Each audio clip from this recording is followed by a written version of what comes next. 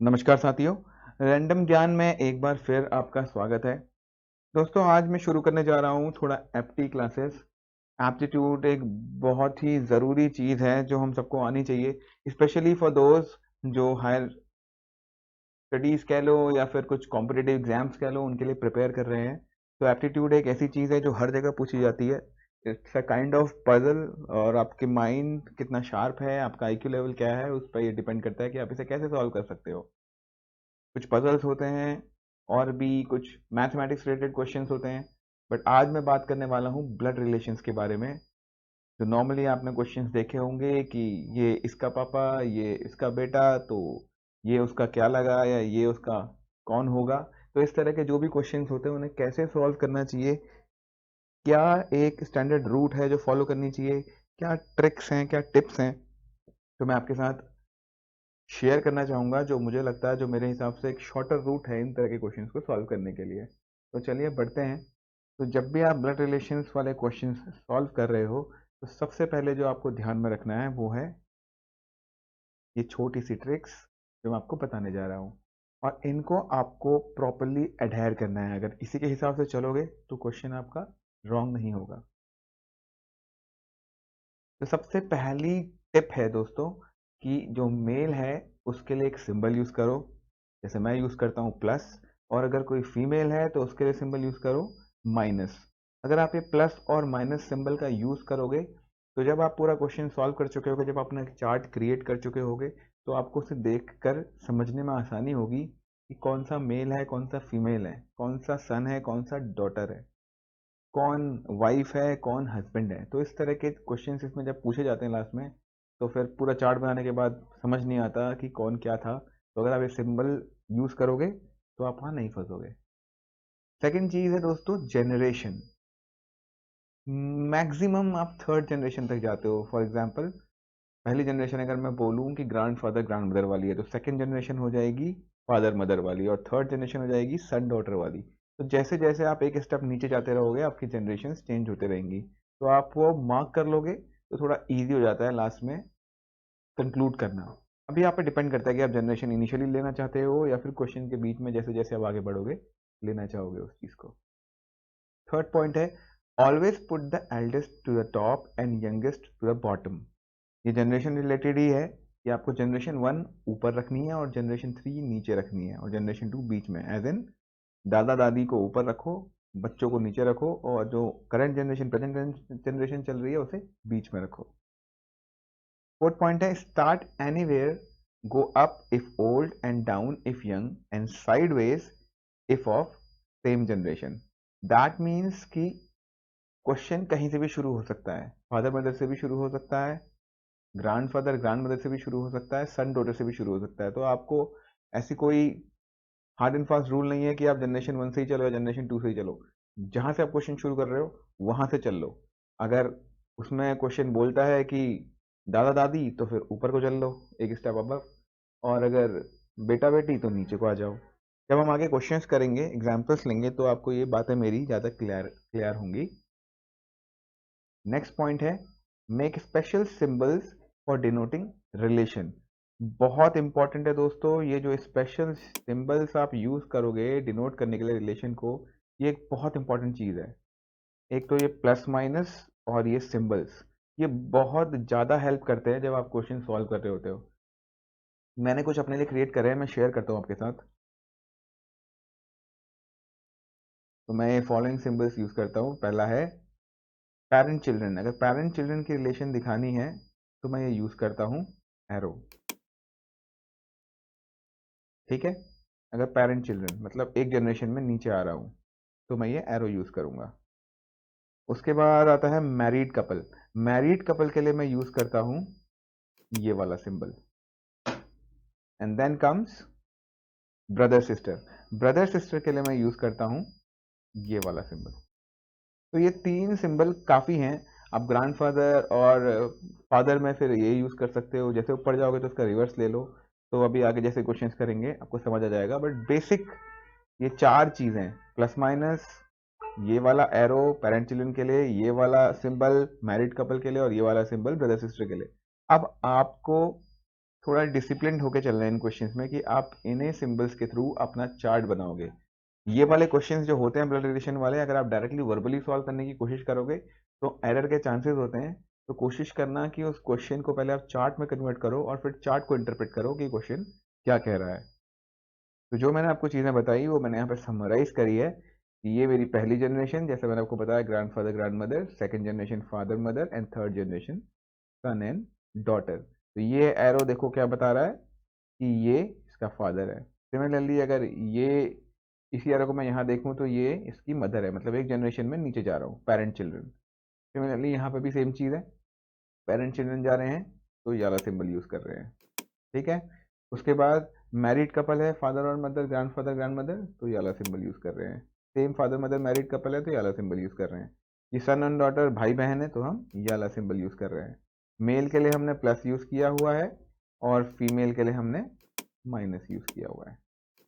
और जनरेशन जो मैं बोल रहा था G1 G2 G3, ये आपकी मर्जी है, बट ये करोगे तो आसानी होगी। जैसे मान लो आपने क्वेश्चन का चार्ट बना लिया और आपसे पूछा है कि ये इसका क्या लगता है, तो डायरेक्टली आप जनरेशन से आप बता सकते हो कि हाँ ये भाई ग्रांड लेवल पे चले गया है, मतलब ये पोती हो गई और ये पोता हो गया। तो ये आपको इंटरप्रेट करने में आसानी होगी, इसीलिए ये सिंबल्स का आपको यूज करना है।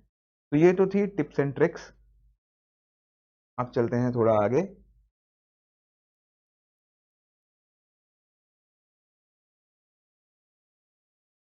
तो ये है दोस्तों कुछ रिलेशंस जो आपको पता होने चाहिए।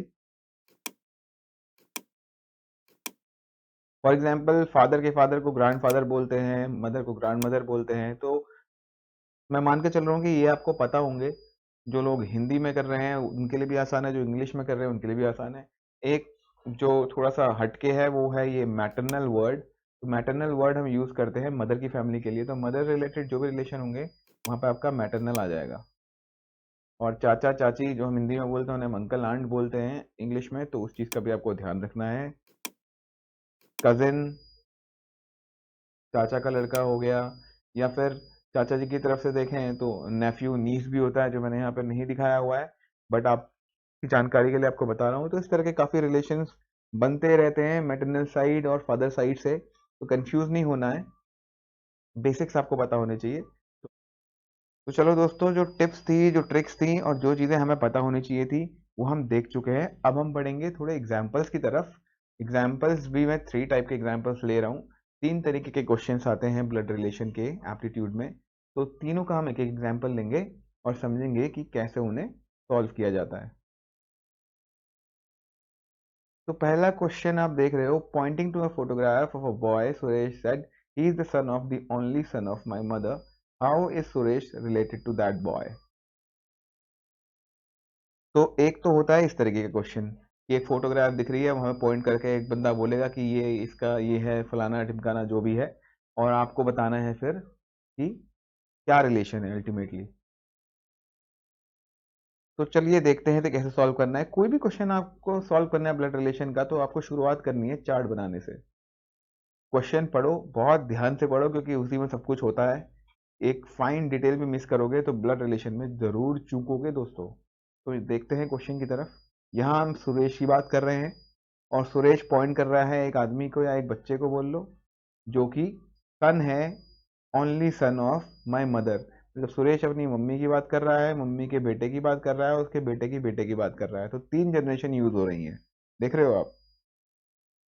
तो हम पहले जनरेशन मेंशन कर लेते हैं कि एक हमारी जनरेशन 1 है, एक जनरेशन 2 है और एक जनरेशन 3 है। तो नाउ लेट्स स्टार्ट विथ, आप सुरेश से भी स्टार्ट कर सकते हो और आप फोटोग्राफ से भी स्टार्ट कर सकते हो। तो I started with the photograph. हमें बोला गया है कि जो फोटोग्राफ में एक क्या है, बॉय है, तो मैंने बॉय ले लिया और बॉय क्या होगा, मेल होगा, इसलिए यहाँ पे मैंने प्लस ले लिया। ये डिनोट करना बहुत जरूरी है, इसको भूलना मत। अगर डिनोट स्टार्टिंग से करते हुए चलोगे तो गड़बड़ नहीं होगी। तो बॉय हमें पता था, बॉय हमने लिख लिया। अब बोला है कि ही इज द सन ऑफ, ये किसी का सन है, ठीक है। ये प्लस भी हो सकता है, माइनस भी हो सकता है, यहाँ पे मदर भी हो सकता है, फादर भी हो सकता है, बट हमें पता नहीं है, इसलिए मैं फिलहाल बाय डिफॉल्ट प्लस लेके चल रहा हूँ। आप कुछ और भी ले सकते हो। देखो यहाँ मैंने गलती करी, कितने लोगों ने मेरी ये गलती को पकड़ा, कमेंट बॉक्स में जरूर बताइएगा। मैंने बोला कि यहाँ प्लस भी ले सकते हैं, माइनस भी ले सकते हैं, बट इट इज रॉन्ग। यहाँ पे क्लियरली मेंशन किया गया है कि ही is the son of the only सन, मतलब जो सेकंड जनरेशन है वहां पर भी हम सन की ही बात कर रहे हैं, मतलब ही is the son of the only सन, तो ये भी सन है, दैट मीन्स ये मेल है, तो इसलिए मैंने यहाँ पे प्लस लिया है, माइनस नहीं लिया है। ठीक है दोस्तों, उसके बाद फिर बोला है मदर, मतलब ये सन भी किसी मदर का बेटा है।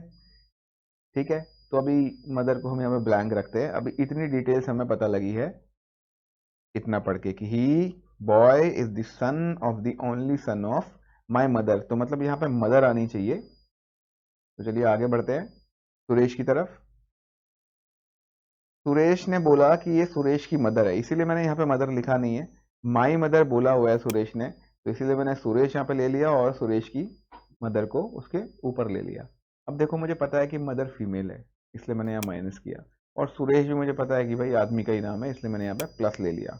तो सुरेश बोल रहा था कि ये मेरी मदर है, क्लियर था बिल्कुल, तो ये मैंने यहाँ मेंशन कर दिया। अब क्वेश्चन को अगर ध्यान ध्यान से पढ़ोगे तो इस मदर का सिर्फ एक ही बेटा है, क्योंकि यहाँ पे ओनली सन लिखा हुआ है, और यहाँ पे ये भी मेंशन किया जा रहा है कि ही is the son of the only सन, ये भी इसी मदर का बेटा है जो यहाँ पे मदर होनी चाहिए, और जो ये मदर है इसका एक ही बेटा है, और इसका बेटा हमें पता है कौन है, सुरेश है। तो अल्टीमेटली क्या डिनोट करना चाह रहा है क्वेश्चन, ये सुरेश की मदर है और इस मदर का एक ही बेटा है जिसका बेटा कौन है, बॉय है। तो अल्टीमेटली क्या निकल के आया, ये निकल के आया। अगर आप इस क्वेश्चन को सॉल्व करते आप डायरेक्टली इस अप्रोच पर पहुंच जाते, तो आपको सिर्फ समझाने के लिए मैंने इनको अलग अलग लिखा था। ठीक है, क्वेश्चन ही क्लियर कर रहा था कि सन of the only son of my mother, मतलब मदर का ओनली सन ये हो गया और इसका सन ये हो गया, तो हमारा आंसर क्या होगा दोस्तों, इट्स वेरी सिंपल। बॉय का रिलेशन पूछा था, how is Suresh related to that boy, तो सुरेश बॉय का क्या है, सुरेश बॉय का क्या है, फादर है, क्योंकि ये मेल है तो हम इसे फादर बोल सकते हैं, और ये सिंबल हम किस लिए यूज करते हैं, पेरेंट चिल्ड्रन रिलेशनशिप दिखाने के लिए। तो आपके चार्ट से क्लियर हो गया कि सुरेश इसका पापा है। यहाँ पे मैक्सिमम लोग क्या गलती करते हैं, यहाँ पे सुरेश का रिलेशन पूछा होता है बॉय के साथ, यहाँ पूछा हुआ है देखो साफ साफ पूछा हुआ है कि सुरेश कैसे रिलेटेड है बॉय के साथ, और हम यहाँ पे केयर टेकर आते हैं कि बॉय का रिलेशन क्या है सुरेश के साथ। आपने चार्ट पूरा ठीक बनाया, आपको पता भी लग गया सुरेश इसका पापा है, बट आप क्या टिक कर आओगे कि जो बॉय है वो इसका बेटा है, तो आप यहाँ पे सन टिक करके आ जाओगे। हालांकि यहाँ पे सन ऑप्शन नहीं दिया हुआ है, बट काफी जगह पे आपको गुमराह करने के लिए, आपको कंफ्यूज करने के लिए यहाँ पे एक सन भी ऑप्शन दिया रहेगा, और आप गलती से उसको टिक करके आ सकते हो। तो उस चीज का ध्यान रखना कि क्वेश्चन में पूछा क्या है। यहाँ पूछा है सुरेश का रिलेशन, तो सुरेश क्या है, फादर है, तो इसका आंसर क्या होना चाहिए, फादर। ठीक है दोस्तों, तो ये तो बहुत ही सिंपल क्वेश्चन था, सिंगल लाइनर था, तो देख के ही समझ आ रहा था कि क्या रिलेशन हो सकता है। तो एक तो आपके इस तरह के क्वेश्चन आते हैं बहुत ही सिंपल। ठीक है, अब हम चलेंगे दूसरी की तरफ, सेकंड वाले क्वेश्चंस की तरफ कि वो कैसे होते हैं। तो सेकंड टाइप का क्वेश्चन आता है दोस्तों इस तरीके का, आपको कुछ एग्जांपल्स दिए रहते हैं, मतलब आपको बताया होता है कि ए प्लस बी, फॉर एग्जाम्पल यहाँ पे दिया हुआ है ए प्लस बी डिनोट करता है मदर है बी की, ए माइनस बी डिनोट करता है ब्रदर है, ऐसी परसेंट का दिया है, मल्टीप्लाई का दिया है, और एक आपको नीचे रिलेशन दे दिया जाएगा, और आपसे पूछा जाएगा इसी रिलेशन में कि कुछ भी पूछा जा सकता है कि पी क्यू का क्या है, या एम क्यू का क्या है, एन क्यू का क्या है, एनीथिंग कैन बी आस्क्ड। तो इसमें क्या है, इसमें सबसे बड़ी प्रॉब्लम क्या होती है, इसमें प्रॉब्लम ये होती है कि हमें डायरेक्ट क्वेश्चन नहीं दिया होता। जैसे पिछली बार क्या था, पिछले वाले एग्जाम्पल में डायरेक्ट क्वेश्चन था और हमने बनाया अपना चार्ट और सीधे सीधे क्वेश्चन कर दिया, बट ये थोड़ा टाइम कंज्यूमिंग हो जाता है, क्योंकि यहाँ पर चार ऑप्शन है और हमें नहीं पता कि कौन सा ऑप्शन राइट है। ए भी हो सकता है, बी भी हो सकता है, सी भी हो सकता है, डी भी हो सकता है, तो हमें सबको चेक करना पड़ेगा। तो चलिए चेक करते हैं एक एक करके। तो सबसे पहले आते हैं हम ए पे। अब ए में क्या बोला हुआ है, बहुत ध्यान से सॉल्व करने की जरूरत है, क्वेश्चन को बार बार रिपीट कर रहा हूँ। आपको सिंबल्स, प्लस माइनस, और जो सिंबल्स आपने डिसाइड करे हुए हैं उसी को यूज करना है, और जनरेशन का ध्यान रखना है। तो जनरेशन मैंने यहाँ पहले ही ले ली, एक मैंने ले लिया है यहाँ पे G1, एक ले लिया है G2, और एक ले लिया है G3। अब देख पा रहे हो राइट साइड। तो पहले बोला है Q माइनस एन, तो Q माइनस एन में आप माइनस वाला रिलेशन देखो, यहाँ पे बोला हुआ है A माइनस बी का मतलब है A B का ब्रदर है, तो Q माइनस एन का मतलब क्या होगा, Q N का ब्रदर है। तो पहले वाले इससे हमें पता लगा कि Q जो है N का ब्रदर है। अब देखो यहाँ पे दो चीजें पता लगी हमें, एक तो इनका रिलेशन, ये ब्रदर है, और दूसरी चीज Q ब्रदर है मतलब Q मेल है। अब यहाँ पे एक चीज नोटिस कर रहे हो, मैंने एन के पीछे कोई सिंबल नहीं लिखा, क्यों? बिकॉज मुझे नहीं पता कि एन मेल है या फीमेल है। ये अपनी बहन का भी भाई हो सकता है और ये अपने भाई का भी भाई हो सकता है, तो इसको आप ब्लैंक छोड़ना, अपनी मर्जी से इसे प्लस माइनस मत कर देना, फिर गड़बड़ करोगे। अब आते हैं नेक्स्ट ऑप्शन पे, एन प्लस एम।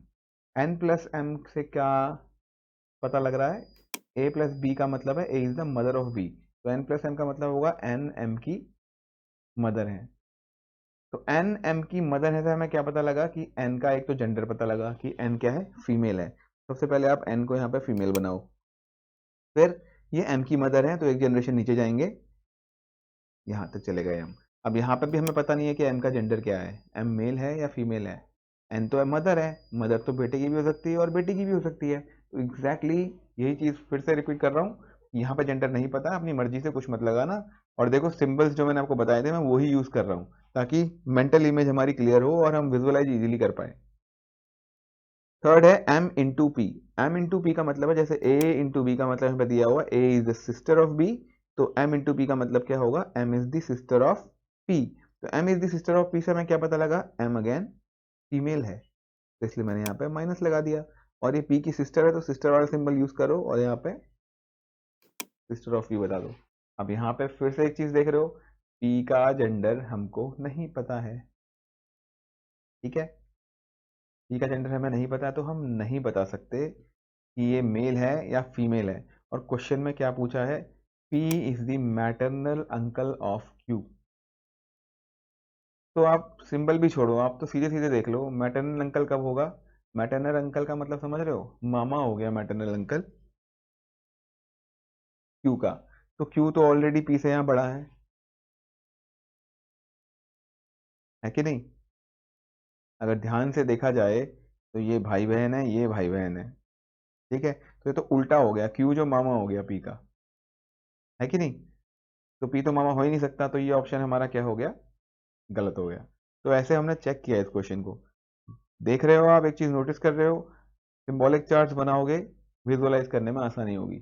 चलिए अब बढ़ते हैं हम हमारे सेकंड ऑप्शन की तरफ, जो है p plus S into N minus Q.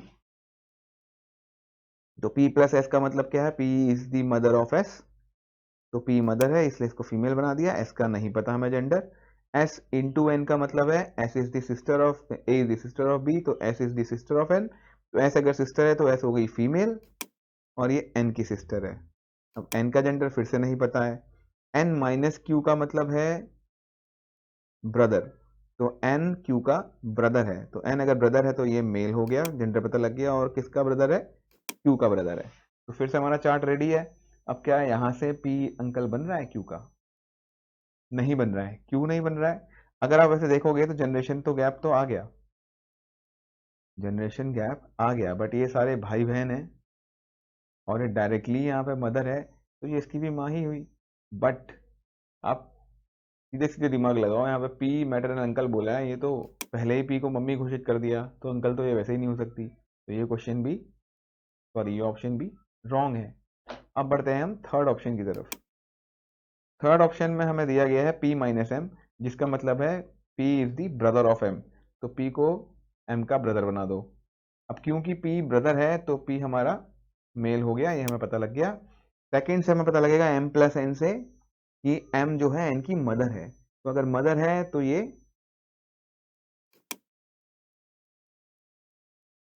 क्या होना चाहिए, फीमेल होना चाहिए।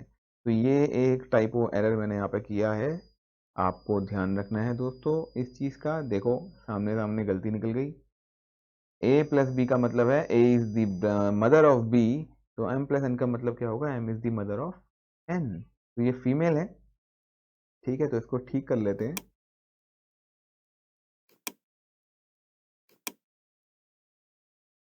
ये गलत है और यहाँ पे क्या होना चाहिए, माइनस होना चाहिए। आएगी क्लैरिटी? फिर ये चलते हैं हाईलाइटर ले लेते हैं दोबारा। तो अब हमें पता लग गया है कि पी एन की मदर है। अब सेकंड ऑप्शन है N into Q. N into Q का मतलब क्या है? एन क्यू की सिस्टर है। तो एन अगर क्यू की सिस्टर है तो पहली चीज क्या पता लगी कि एन फीमेल है, तो यहाँ पहले फीमेल दिखा दो। ठीक है, उसके बाद किसकी सिस्टर है? क्यू की सिस्टर है, तो यहाँ पे क्यू का रिलेशन दिखा दो। अब हमारा चार्ट पूरा हो चुका है कि नहीं? तो अब हमें क्या पता करना है कि पी और क्यू का रिलेशन क्या है। अब यहाँ पे देखो, पी मदर का भाई दिखा दिया यहाँ पे, क्योंकि हमारे पास यहाँ पे ब्रदर और सिस्टर का रिलेशन था पहले से ही। तो अब अगर यहाँ देखें तो P is the brother of M, तो यहाँ से अगर आप देखोगे तो P अल्टीमेटली Q का क्या लगा? मामा लगा। साफ पता लग रहा है ये मदर है, ये मदर के बच्चे हैं, और मदर के भाई इनके क्या लगेंगे? मामा ही लगेंगे। अब देखो यहाँ पे Q का जेंडर हमें नहीं पता है, बट हमें उससे मतलब भी नहीं है। यहाँ पे साफ साफ लिखा था P is the maternal uncle of Q। यहाँ ये बोला भी नहीं है कि Q फीमेल है या मेल है, तो उसकी टेंशन हमें लेनी नहीं। हमें पूछा था P is the maternal uncle of Q, तो yes P is the maternal uncle of Q, P Q के मामा है, तो ये ऑप्शन क्या हो गया? राइट हो गया। तो यही हमारा आंसर है। तो हम पहुंच गए हमारे आंसर तक का, है कि नहीं?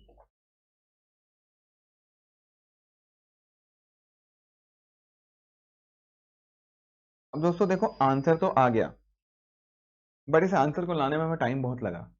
अगर मान लो इसका आंसर ए ही होता तो हम पहले ही स्टेप में यहाँ पहुंच जाते करेक्ट आंसर में।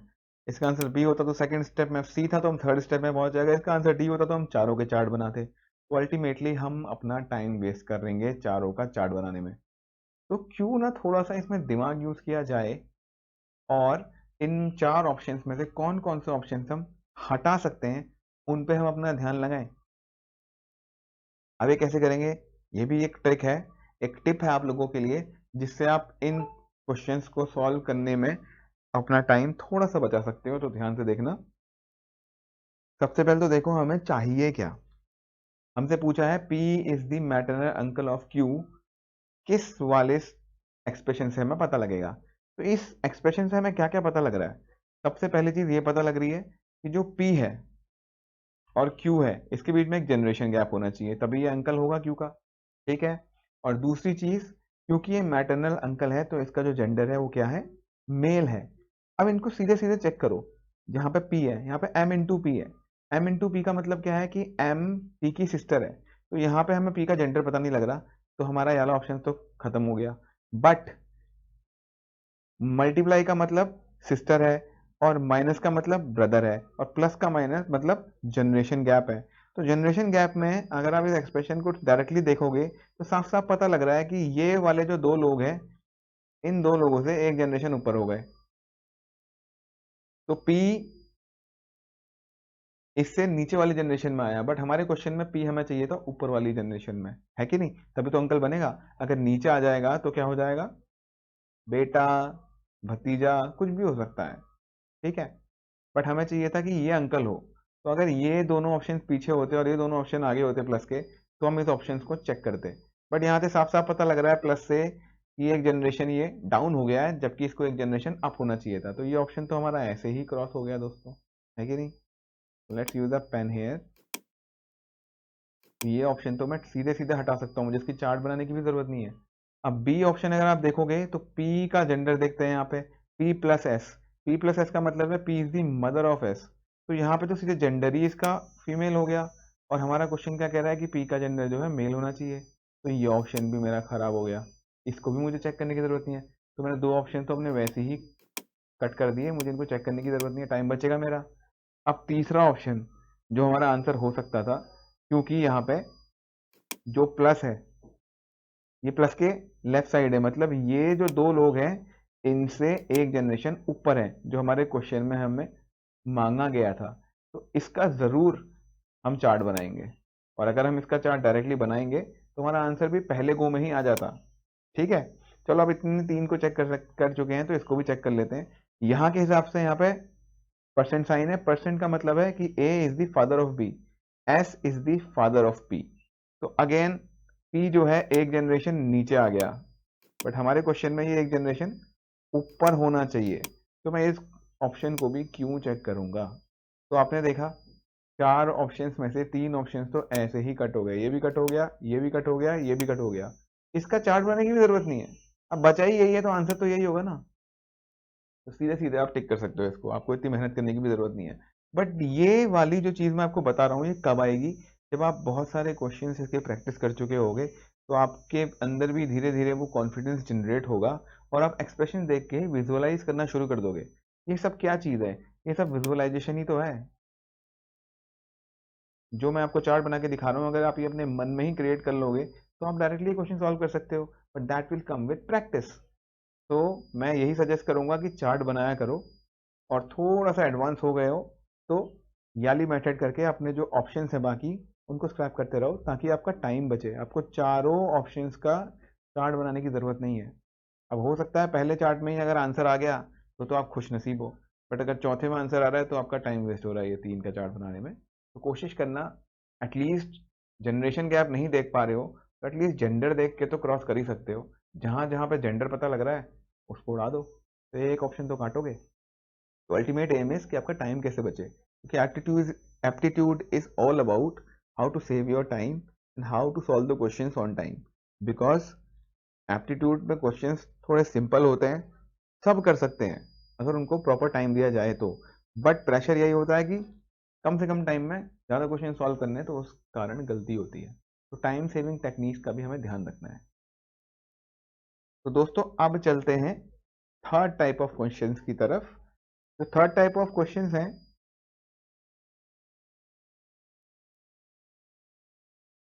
तो it's all about chart making.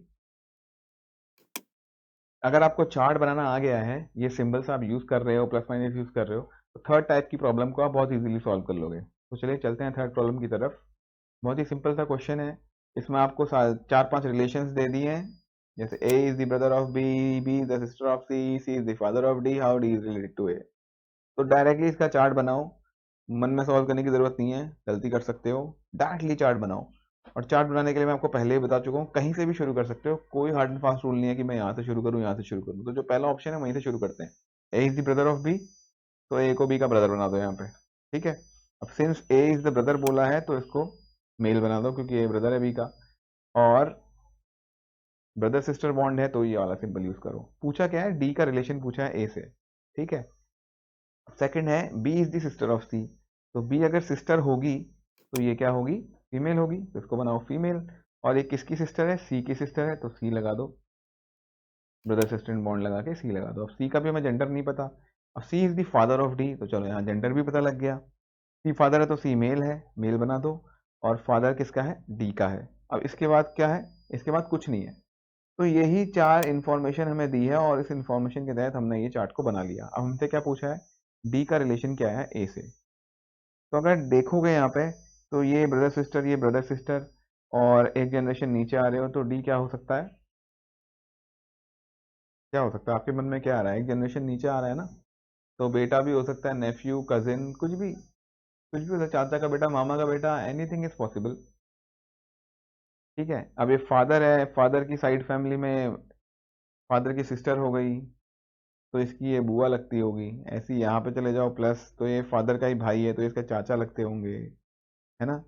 But अब यहाँ पे एक कैच है, क्या कैच है, अब अगर मैं आपको देखो डायरेक्टली ये चार्ट देख के बोल रहा हूँ, तो ए सीधे सीधे यहाँ से पता लग रहा है हमें कि डी के चाचा हैं, पता लग रहा है ना,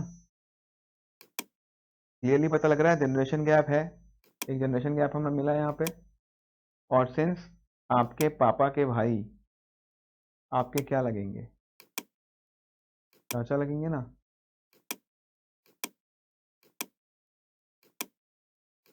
राइटिंग पे मत जाना दोस्तों, माउस यूज कर रहा हूँ। बट हमसे क्या पूछा है, हमसे क्या पूछा है, हमसे ए का रिलेशन नहीं पूछा है, हमसे पूछा है डी का रिलेशन, कि डी ए के क्या है। अब वो आप कैसे बताओगे, आप बता ही नहीं सकते दोस्तों, कैसे बता दोगे, आपको इसका जेंडर तो पता ही नहीं है, आपको पता ही नहीं है ये प्लस है या माइनस है। ठीक है, ये चाचा तो हैं इसके, बट हम ये कैसे पता लगाएं कि ये भतीजा है या भतीजी। ये नेफ्यू है या नीस। हमारे पास ऑप्शन तो था यहाँ पे नेफ्यू का, नीस का नहीं है। बट ये मैं तभी बता पाता अगर मुझे पता होता कि ये एक मेल है, जो कि मुझे नहीं पता है। ब्रदर तो किसी भी हालत में नहीं हो सकता, सिस्टर भी नहीं हो सकता, तो ये तो हमारे दोनों ऑप्शन खत्म हो गए। नेफ्यू हो सकता था अगर ये मेल होता, जो हमें पता नहीं है, तो इस ये भी नहीं हम बोल सकते, तो बचा क्या, कैन नॉट बी डिटरमाइंड। तो हम पता ही नहीं लगा सकते दोस्तों कि डी का ए के साथ रिलेशन क्या है। तो it's a very simple answer, can not be determined, D आपका आंसर होगा। बट अगर आप हमें जल्दीबाजी करोगे और आपने मन से ही अपना सोच लिया कि हाँ भाई ये तो एक मेल मेंबर होगा, तो आप पक्का नेफ्यू में टिक करके आओगे और आपका आंसर गलत होगा। सोचोगे आप सही करके आए हो और लेके आओगे -1 अगर नेगेटिव मार्किंग है तो इन्हीं चीज़ों का आपको ध्यान रखना है इन क्वेश्चन को सॉल्व करते हुए। बहुत ही सिंपल क्वेश्चन होते हैं ब्लड रिलेशन के। द मेन थिंग इज कि आप उन्हें चार्ट में कैसे कन्वर्ट करते हो और जो आपके सिंबल्स आपने बनाए हुए हैं उनको कैसे रिप्रेजेंट करते हो। अगर ये चार्ट क्रिएट कर लोगे तो गलती कभी नहीं होगी। तो आदत डालो इन क्वेश्चंस को चार्ट बना के सॉल्व करने की। धीरे धीरे जैसे जैसे प्रैक्टिस बढ़ेगी तो आप फिर विजुअली भी कर सकते हो, मेंटली भी कर सकते हो।